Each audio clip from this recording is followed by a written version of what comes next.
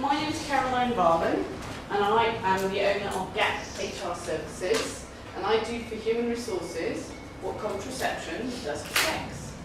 I keep the fun in and take the risk out of employment law. And I've been doing that for the past 8 years, and none of my clients have ever been sued who've followed my advice. And today I'm going to try and teach you, in a very short time, the basics of employment law so that you as employers or as employees know what the rules are for working. Okay? So, but to be able to do that, you need to have your employer hat on. So I need you in groups. Now, group 1 is a coffee shop. Think of a name for your coffee shop, please. Group 2 is a sports centre. And group 3 is a games console manufacturer. You've got 10 seconds to come up with a name in your group, please. So the idea for naming is either something personal, something zany. So we'll have, this one is the coffee shop. This one, oh, quick go, I like that. Very good. And what's a games console manufacturer called? Gaming stuff. So, as small businesses, you get a grant from the government. Because the government, you've got all your money in here. And at the end, we're going to do a test to see how much that you have understood. And whoever gets the most coins wins, obviously. So, in front of you should all have a sheet of paper with pictures on it and possibly a laminated piece of card. Has everyone got a piece of paper? Because you need to write down the answers to help you with the final part of the session. So, could the person with the picture number 1, pick it up, picture number 1 is that one. Could you pick up that one and read out the questions on the back, please? How soon after you start? Okay, for those of you who didn't hear that, how soon after you start should you get a written contract? Straight away would be good, before you start would be even better, but they have to give you one within 2 months of you starting. That is an answer for later. You might want to write down 2 months on your piece of paper. Okay, next one. Who has protection from unfair dismissal? Yeah, which employees have protection from unfair dismissal? Any ideas? All employees with more than 1 year's service. Okay, so if you've been with somebody for a year, they can't just turn around to you and say, I don't like you anymore, go away. Okay? This one, which is where I certainly would like to be right now. When do you start accruing annual holiday? Yeah, when do you start earning annual holiday when you work for somebody? Any ideas? Some employers will try and make you wait until you've been with you for a year, but actually from day 1 of working for a new employer, you earn annual holiday. So they can't put that off. So anybody who tries to do that, be it for a Saturday job or a holiday job, they are wrong. This one, the sick lady blowing her nose. How much company sick pay do you have to pay if you're an employer more than 5 staff? Okay, so how much company sick pay do you have to pay if you employ more than 5 staff? And company sick pay is paying people their normal salary even though they're sick and not able to work. Okay. Now, the legal requirement is that you don't have to pay any sick pay other than statutory sick pay. So if you're off sick, you would only get £9 a day from your employer if they didn't pay company sick pay. Okay, so there is no requirement to pay company sick pay ever. You're lucky if your company does. Okay, the next one, annual appraisals. How often do you have to do employer reviews? Yes, so how often legally do you have to do employee reviews? You don't have to do them legally ever, but best practice is once a year. Okay. Next one again, flights, departures. What is the statutory minimum notice period after 1 month working for an employer? That's right. How much notice do you have to give legally after working for somebody for 1 month? Have you done notice periods at all? No? If you, in the first month of working for somebody, it's instant notice. So they could turn around to you and say, I don't want you here anymore, and you have to go. Equally, you can turn around and say, I don't want to be here anymore, and go. But after a first month, you have to give them a week's notice, and they have to give you a week's notice. And if you have no written contract, then you only ever have to give them a week's notice. But they have to give you a week's notice for every year that you work for them. Okay? How long does the trial probationary period have to be? Exactly. How long does the trial period have to be?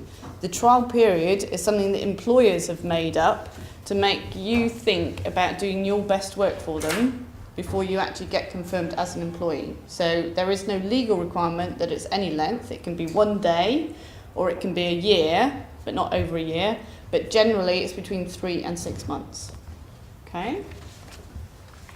And the last one is the people one. Yeah. When does protection from discrimination start? Yeah. Now, you might have done that as part of your recruitment and selection, maybe. When does protection from discrimination start? Yep. Straight away. In fact, even better than that, it starts as soon as you apply for a job. So as soon as you send in your CV or a letter applying for a job, you are protected and they can't reject you on any of the areas of discrimination. Which leads nicely on to the next bit, which are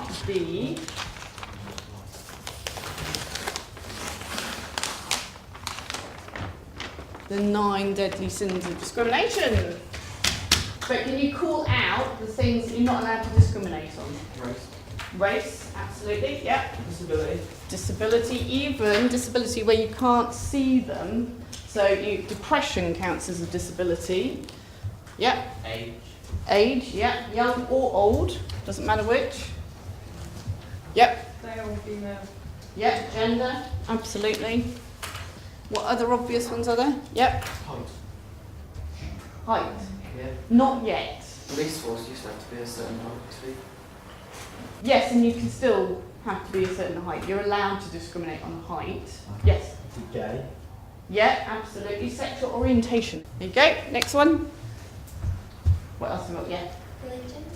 Yeah, religion or belief or lack of religion. You're not allowed to penalise somebody for not believing. Something else? We're getting into the difficult ones now. There's quite obvious one with women that if they get Pregnant. yeah, and you can't not employ them in case they do get pregnant. Okay, so we've got 2 left. We've got marriage and civil partnership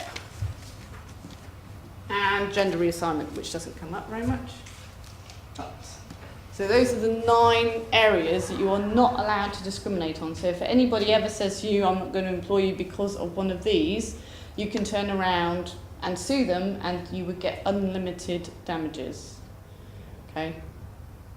So that's why employers, which is what you are at the moment, need to be very careful because you are liable for everything that your employees say. So if you send a joke round by email at work and somebody finds that offensive, they can sue the employer. They wouldn't sue the other employee. They would sue the employer for offensive behaviour and not doing anything to stop it.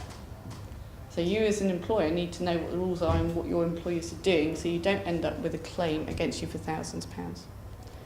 Right, so that was the me talking at you bit. The next bit is if you stand up in groups, you need to show me what you've taken on board from this whistle-stop tour of employment law. If you get up, we have this group over on this flip chart, the middle group on this flip chart, and this group, the coffee shop, on this flip chart. And I want you to put the leaves on in chronological order based on the information I've just given you.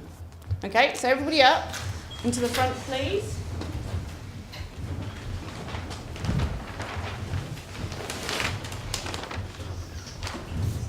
Right, you've got 2 minutes to work out and stick them on what order the leaves should be in. So it's important to remember that it's not just what the legal requirement is, but also what best practice. So you might not need to do annual appraisals, but when should you do annual appraisals? And stop cheating and copying somebody else because they could be wrong. So something like appraisals, you don't ever have to do it, but when is best practice to do it? When should you do it? So when do you have to do it? Okay, you've got 1 minute left. If you finish, choose a managing director. Okay, have you finished here? Yeah. Now, if you move down to that end and the two boys move up, one flip chart each. Now, every answer that you get right, you get employed for. So, before you get employed, you have protection from discrimination. So, does your group have that on there? Yeah, before day one, before day one. Ooh, okay, so those two get one, and that one loses a coin. Because you get fined in real life if you do it wrong. So, from day one, you earn holiday entitlement. What have we got over there? No, where's holiday on there? They haven't got it. Oh dear. Okay, back away again. Right, this one, holiday, great. This one, oh. Right, next one. In the first week, we do induction training. Induction training. Where's induction training? Oh yes, first week, that's great. And this one, induction, day one. Good. After the first month, the notice period is 1 week. Yes, very good. Is that there? After 1 week, yeah. Within the first 2 months, you need to have a written contract. So yeah, between 1 and 6 months is fine. 1 and 6. Oh.